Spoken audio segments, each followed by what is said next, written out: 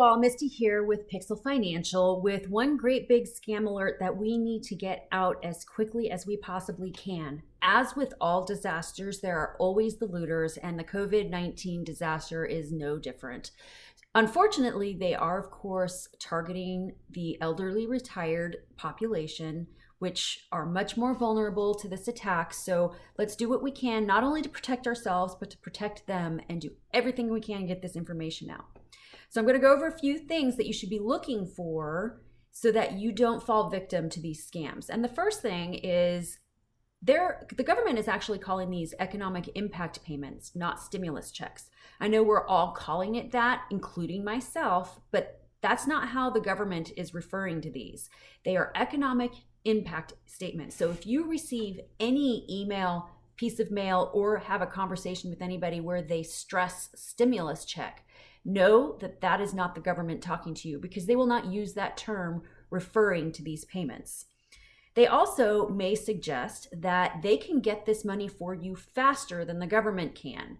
That is not true. No one, not even banks, can get you this money any faster than the government can get them.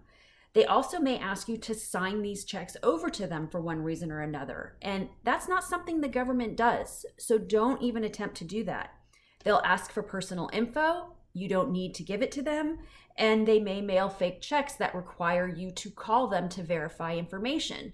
But the biggest takeaway from all of this that you need to know is that the government will not be reaching out to the population in any way whatsoever except to deposit or send the economic impact checks. Now, there may be a web portal on the irs.gov site, and that's very important that you go to the irs.gov site so that you can give them your banking information so that they can deposit that money. But they're not going to reach out to you and ask you to do that.